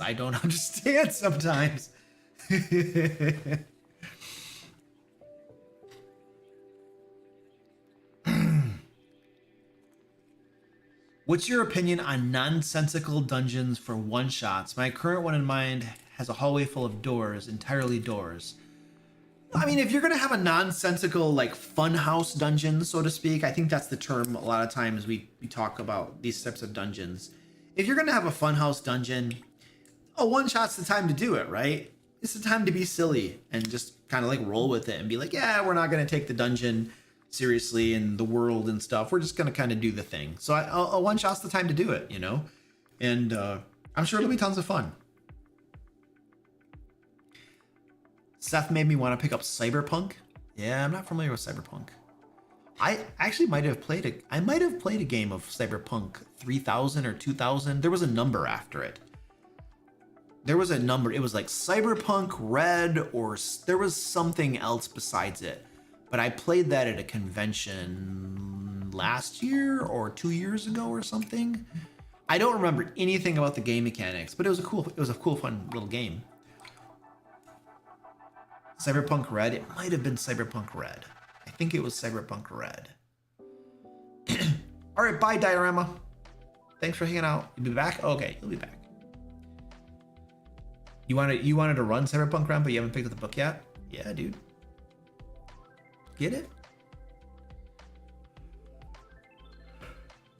I've really been wanting to do Cyberpunk, but not a single one of my players want to try it. Yeah, players be like that. How many RPGs have you played or ran? So obviously so I have D&D 2nd edition, D&D 3.5. I've played 4th edition. I didn't run games in 4th edition, but I've played it a little bit. Obviously 5th edition. I've done Call of Cthulhu. Not all of these is game mastering. I'm just listing off the system. I'm listing off the systems I've either played in or game mastered. I've done Call of Cthulhu. I've done Pulp Call of Cthulhu, Cyberpunk Red, original D&D, AD&D. I've played all of this, all of the different versions of D&D. And what else? What else have I done? Castles and Crusades, Dungeon Crawl Classic. Trying to remember. I haven't actually played Shadow Dark yet. I need to play some Shadow Dark. That's on my list of games I need to play. I need to pick my next convention I go to. I got to do some Shadow Dark games. I got to play some Shadow Dark games. I think that's Shadowrun. I played Shadowrun. Hackmaster. I played Hackmaster. Savage Worlds. The superhero version of Savage Worlds. Played Savage Worlds.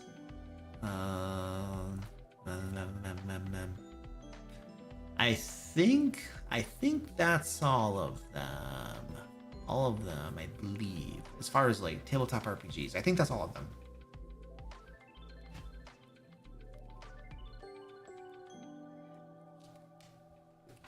Ooh. All right, let's see how our Kickstarter's doing, ladies and gentlemen. Where are we at on the Kickstarter? Did it work? Gotta refresh this page. Refresh the page.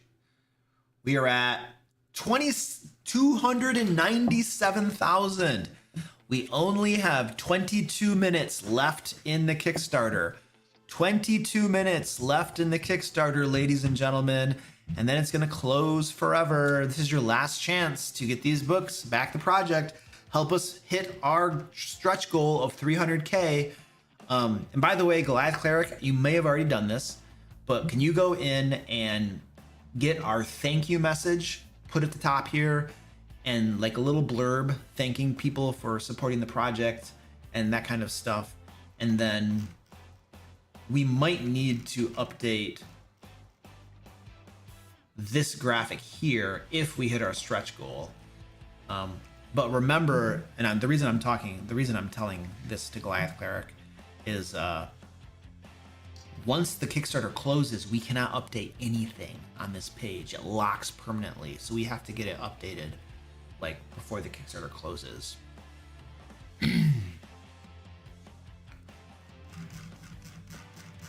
Whee! Oh, my wife just got home.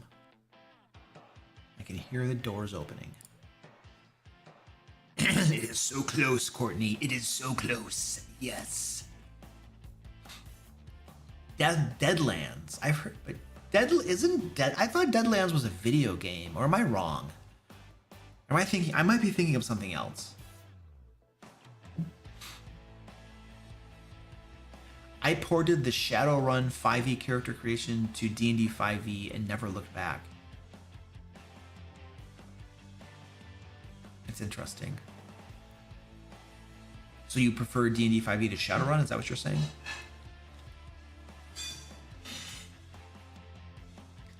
Copper Lord says we need 35 people to get the $80 pledge, and we'll make it to the ultimate level 20 adventure stretch goal.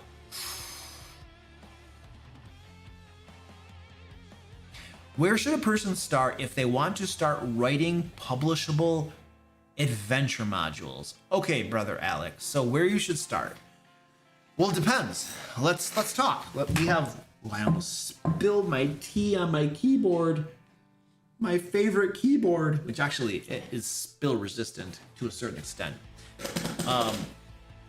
Do you want to write and publish your own adventures?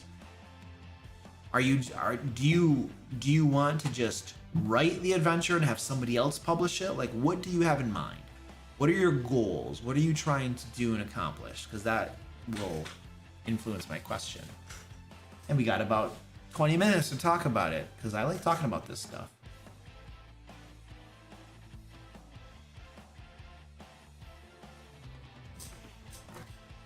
Ryan Brutz says, I'm doing my part. I got all the digital content for these and previous books. Been watching your Q&A for a while now. Awesome. Thank you, Ryan. I appreciate that, dude. It's just like the Stormship Troopers, where they have all that like propaganda videos, and they're like, do your part. He's doing his part, and they're showing him fighting the insect swarms, and then they're being overrun and dying, and they're like blood and bodies all over the place, and they're like, do your part. Go out and get slaughtered by insects.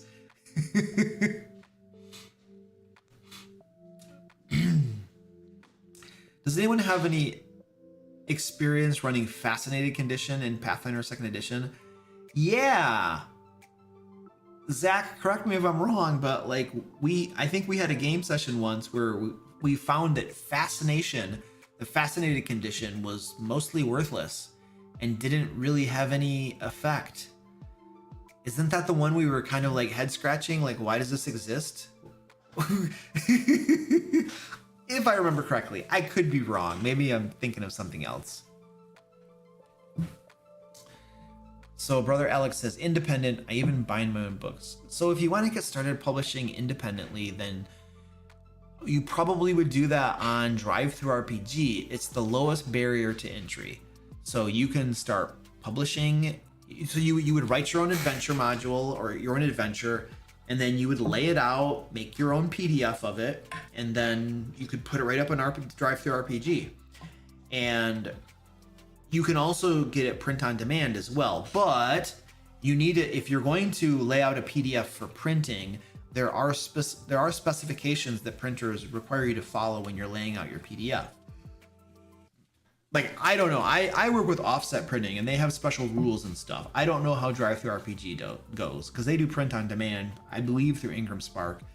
So they might be able to just take a Joe Schmo PDF and print it. I don't know how they work, but printers generally have certain specifications and bleeds and stuff that you have to have your PDF set up properly. So you need to get those specifications. I think you'd get those specifications from Drive-Thru RPG, and then you'd have to make sure you set your stuff up properly. And then you'd probably have two PDFs. One would be the digital PDF that people get, and then the other one would be the printable one. You know, that would have it would be written according to their printer specifications and then be printable. But the easiest way to get started is just throw stuff up on Drive-Thru RPG. Bear in mind though that the barrier to entry on Drive-Thru RPG is non-existent. Like, anybody can just create a PDF and throw it up on there and sell it. And because the barrier to entry is so low on Drive-Thru RPG, there's just lots of stuff there, and a lot of it is not super high quality. So there's a lot of noise there, which means that if you're creating good stuff, it could get lost in the noise and people won't be able to find it. Like, there's a saying out there, you know, if you build it, they will come. That's not true.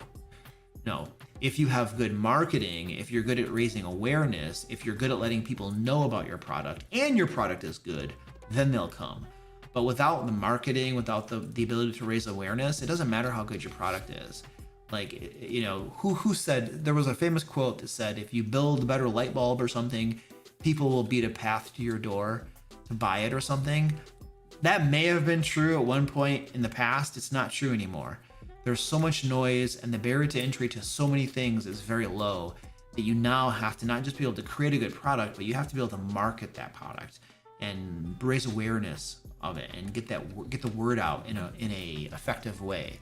Otherwise, you could have the best product in the world and nobody knows about it, and therefore you don't sell anything. So publish stuff, start creating stuff, get it out there, but you have to also have a plan for marketing and letting people know about it.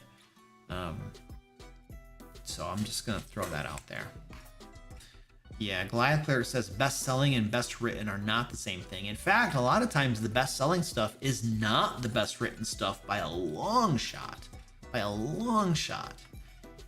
And there are you know, anecdote after anecdote of best-selling authors who will tell you that, like, the first 20 publishers said no to them until somebody finally said yes, and then it went on to be a bestseller, you know, because probably the first 20 publishers didn't like it for whatever reason and didn't think it would work or something, and then one took a chance, then it ended up selling, you know. But sometimes it's, I don't know where I'm going with that point or that analogy, but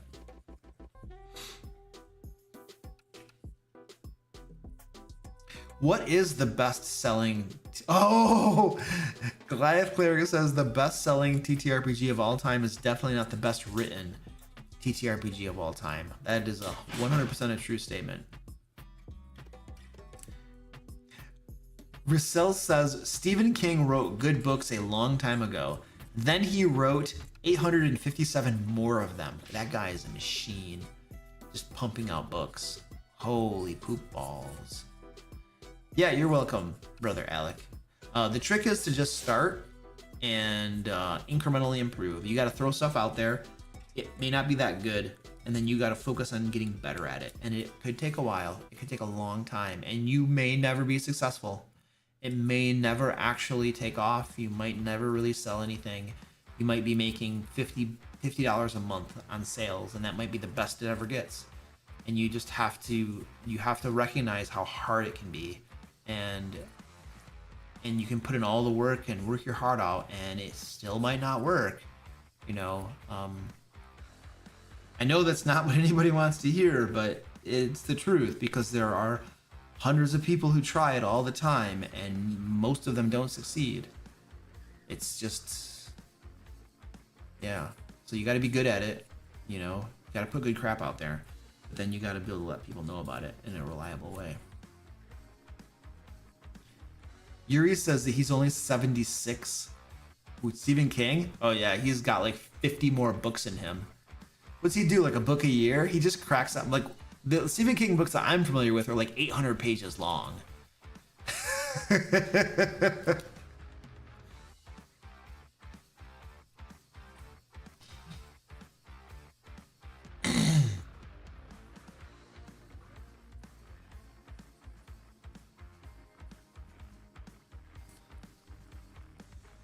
Oh wait, we have a giveaway going on today. I haven't mentioned that once during the entire stream. We literally have a giveaway going on right now, you guys. You can win $50 DM Lair store credit. And we do have our hardcovers up for Lairs and Legends 1 and for Into the Fae as well. And so if you win the giveaway, get $50 store credit, you can go get some hardcovers as well. Or you can get Foundry packs, you can get digital content as well. We have a whole bunches of cool stuff over on the DM Lair store. So join the giveaway. There's a link down in the chat, link down below. It's free, and we will draw the winner of the giveaway at the end of the stream tonight. Squeaky, I'm a big boy. I'm a big boy. I like hanging out with daddy. Yeah, you do. Look at that fluffy bucket.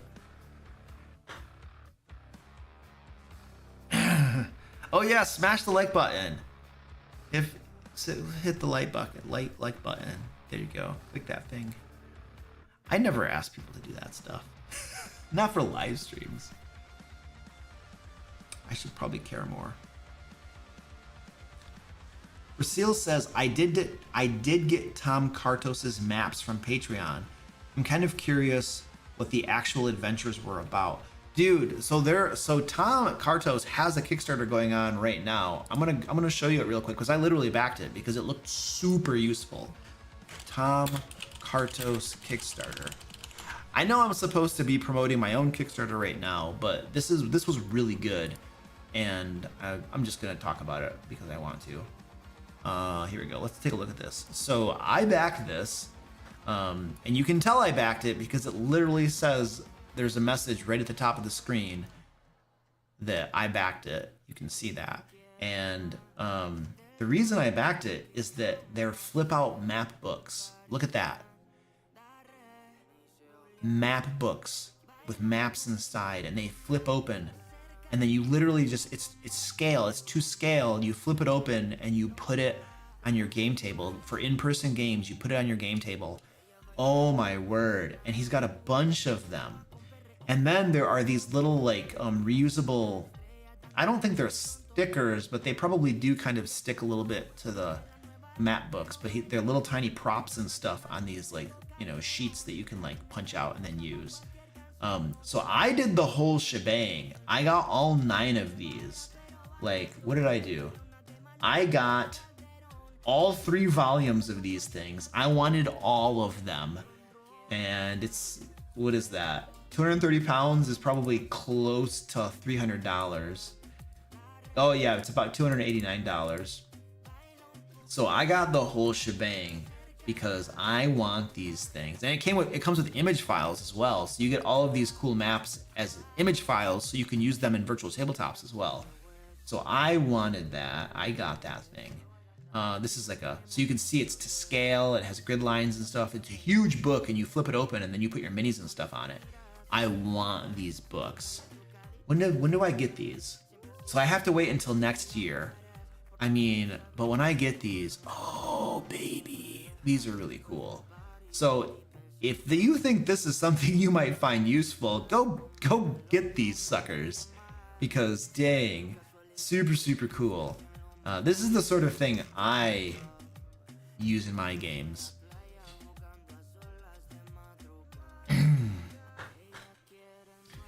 For Christmas, one of my players got me one of those flip out books. They are super helpful. Next to my DM screen, it's the most useful thing I have for D&D. Yeah, they're super useful. I have one right now, but I got it off Amazon, and it's not super high quality.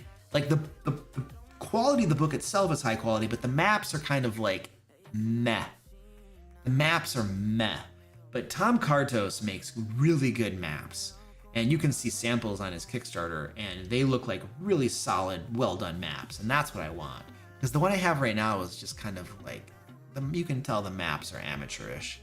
So it gets the job done, but I need something a little bit more professionally done, which is why I backed that Kickstarter and got everything.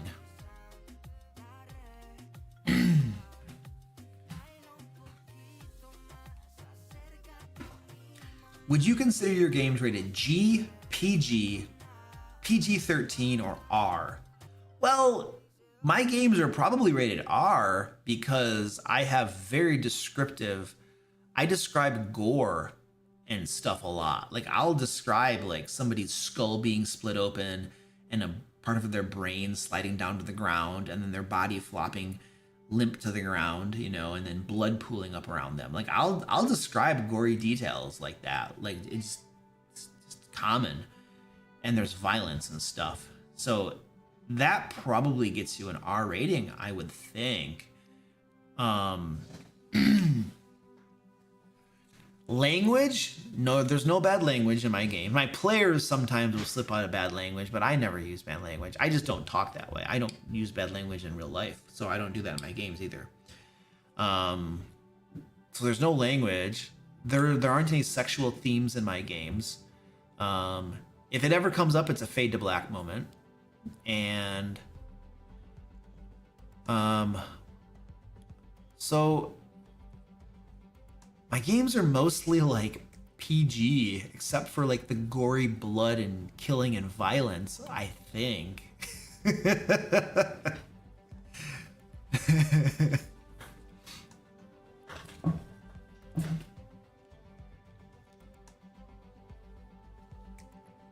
Copperlord says loose games are pretty awesome. Well, thank you. Have you played in my games before?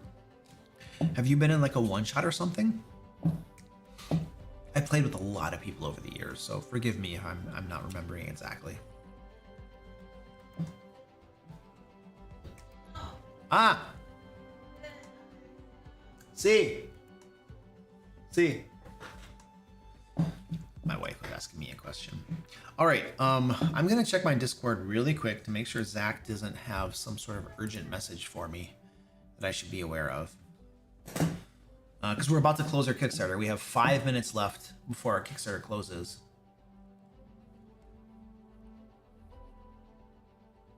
Oh, he's typing right now. Anything urgent, Zach? I'm looking at your chat right now.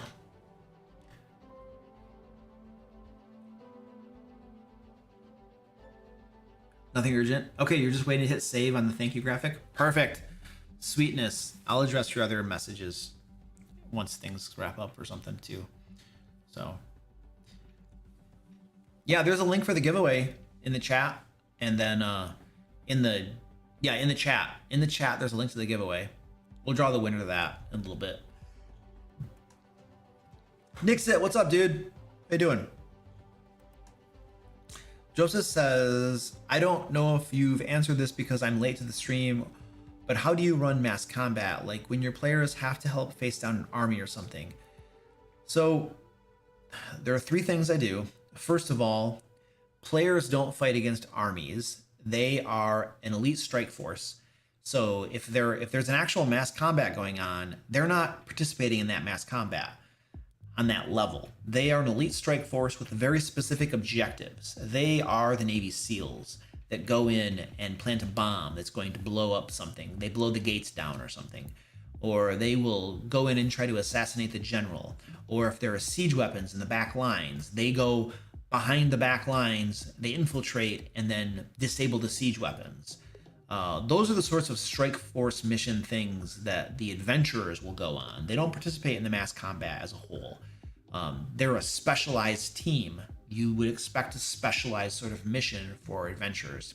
So that's how I have and would continue to implement mass combat, so to speak, in games. And then the adventurers, if they're succeeding at all these these missions they're going on, that will help their side to gain an advantage and then ultimately to win the combat, the mass warfare that's going on. So that's the very first thing that I do. The second thing is that if it comes down to mass combat, then you narrate it. You don't need to chuck dice and all this stuff. You don't need rules, whatever. You just narrate the mass combat. Or if you really want to have a game system mechanics for mass combat, then you want to have a lightweight mass combat system. Something that's about 5 pages, maybe 10 pages max, that you can read and understand and then explain to your players. Because when you are, the mass combat rules aren't going to get used a whole lot. So you want to have something that you can quickly and easily explain to your players when it does come up, and then you can all use it. But what you don't want is a 200 to 300 page book about mass combat, because it's de facto worthless. It'll sit on your bookshelf and never get used, because even if you read the whole thing, you're not going to be able to explain it to your players. Like the two game sessions that you have actual mass combat, you're not going to explain the whole book to them. And then once half a year or a year goes by before you use it again, even if you did explain the rules, your players have forgotten. So big 200 to 300 page books of mass combat are probably never going to get used unless your game really heavily features mass combat. And if it does, I would submit that you're probably better off using a different game system than D&D 5th edition, right? So those are my general guidelines on mass combat and how I would handle it. I have an entire YouTube video that I deep dive into some of those things if you're interested. And if you do want a mass combat rule set, we do have a mass combat system on the dmlair.com on our store. And it's short, it's about 5 pages, I think, long with the actual rules. And then we give you lots of different army stat blocks, basically, so you can have some ready to go armies to run your mass combat with. But the rules are pretty streamlined and basic and simple to use. So, all right, there we go. We're about to close this thing. We're about to close this Kickstarter. Let's see what we're gonna hit. Where are we gonna end this? I gotta go over to our Kickstarter page. Hit that send. Go send it live. Send it live. Zach, did you get it in? Did you get it in, Zach? Oh crap. We didn't miss it, did we? Refresh my page. Why wouldn't it refresh? There we go. There we go. Whee! It's over. Oh, you sent it a few minutes ago? Okay, cool. I was panicking for a moment because I didn't see it there. There we are, ladies and gentlemen. I'm so zoomed in. The Kickstarter has ended. The Kickstarter is over. Finito, done. We have raised $298,000 to create these 2 books. Thank you so much, all of you wonderful backers, all 2,055 backers who helped make this possible. Thank you so much. Deeply appreciative of that. We did not hit our 300K stretch goal. We fell like about 1,000 and change short of meeting it. So did not quite get that 20th level adventure, but we got a whole bunch of other amazing content in this book. Look at that aboleth. That's beautiful. That's some of the artwork that we have had commissioned, and we're having more commissioned. So excellent. Thank you everybody so much. And this page is locked down now. And it's fine. This one didn't get upgraded, right? No, because it was there. All right, there we go. Yay! Woo! It is always, I've done 4 of these now, and it is always a relief when these things close. Because it's a lot of work to run a Kickstarter. There's still a lot of work to be done, but when it's live, it's extra work, right? And I'm not complaining, but it is a lot of extra work. So there we go. Nope. We raised what we raised. Late pledges do not count towards stretch goals. We don't do that. If you don't hit the stretch goal during the Kickstarter, you did not hit the stretch goal. That's the way we run this around here. We've done that for all of our previous Kickstarters too. So that is a no. You don't raise it during the live Kickstarter, you did not raise it. That's the way it works. All right, let's draw the winner to our giveaway. And then I'm going to bed. Going to bed. Oh man, I'm so tired.